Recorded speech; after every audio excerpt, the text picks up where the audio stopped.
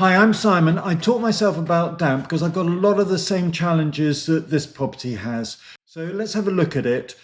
There's dampness in the corner in the kitchen by a radiator. One of the main features of this property is that this room is not being heated. It's a single story, almost an outbuilding. It's used as a kitchen. The wall just next to the radiator where there's mold growing is one of the coldest areas, and the reason why is that the radiator is not being used. An electric radiator is being used instead. Also, it backs onto the living room where it's been damp proof, so that's reducing the amount of vapor removal from air. I'll explain that later. There's mold growing across the property the whole way across, and I'll explain the 9 secrets of mold prevention later. On the outside, there was a plinth at the base of the wall that's been removed. That increases the amount of heat loss at the base of the wall. There's also a very sharp corner, acute corner, which stops airflow.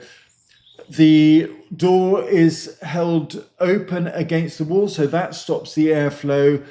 And also there's furniture and plants, that the plants, obviously water going into the plants increases the amount of vapor. You've got mold growing up along the cold wall next to the kitchen units here. Again, it's to do with airflow. So in addition, what's really important to know is there's a warm part of the house where clothes are being dried on a rack. It's warm because the neighbour's property is much warmer, and it's keeping this central zone hot, so you're getting the vapour coming off the clothes. So I recommend for every user to use data loggers or at least hygrometers to find out what the internal dew point is. It's really important to know the dew point. Mold only grows where relative humidity goes above 85% for long periods of time. With the data loggers, use damp.ai/detect. This is an example of the data loggers being used, and you can see high surface relative humidity, dew point above the outside temperature. And you can see, well, if with 2 data loggers, you'd be able to see a dew point differential. So you'd be able to see whether vapor is coming from one part of the house compared to the other part. So the 9 mold prevention secrets are: ventilation to start with, targeted ventilation, kitchen, bathroom, and anywhere that vapor's been generated, such as a utility room. Heat and insulation go together, but it's about heat balance, and insulation by itself isn't sufficient. Airflow is important. You can have the best insulation in the world, but if you're not getting the airflow from the radiators, you'll have high surface relative humidity. Surface is important. Some surfaces will grow mold more than other surfaces. A mirror is unlikely to grow mold, but it can do. Look at this example. Anti-mold. So use an anti-mold spray, get on top of the mold, because mold spores are omnipresent everywhere in the world, but when you have mold already growing, you're going to get a higher concentration of mold spores, increasing the risk of mold. Steam control, that means cooking with tops on pots and pans, closing the bathroom door so the vapor's held within the bathroom. So it's about vapor containment.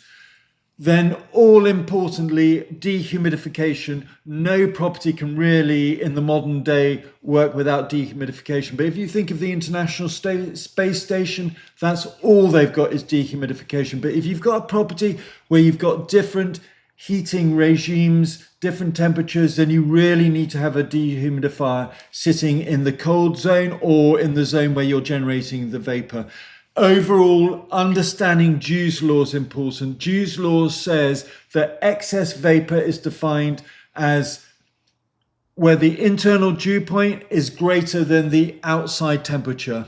Where the internal dew point is greater than the outdoor temperature, then you're likely to get mold and condensation. The reason why is every property will have somewhere where the temperature is close to the outside temperature, especially when the property is left vacant, or you've got poor airflow, or you've got poor insulation, or you've got heat imbalance, such as in this property. I've created this song to try and help explain some of the issues. It's a place in Brixton. It's nothing to do with this actual property, but I hope you have fun listening to it.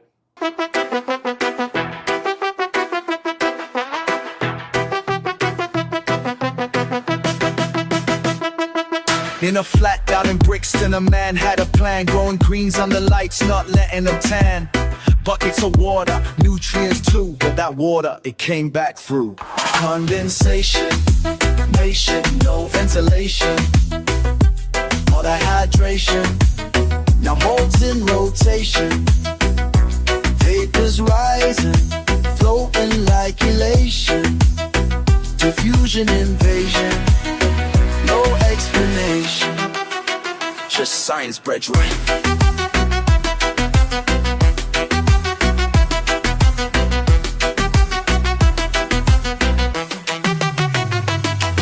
Steam in the beams, dew on the sill, spots on the grout, spores getting ill. You gave it love, you gave it light, but forgot, vapor takes flight. Vapor moves with smoke, like smoke. You can't see it, but it knows where it's cold. Diffusion, condensation, unite. Irradiation, renewal, ventilation. Condensation, nation celebration. Dance with distraction, no devastation.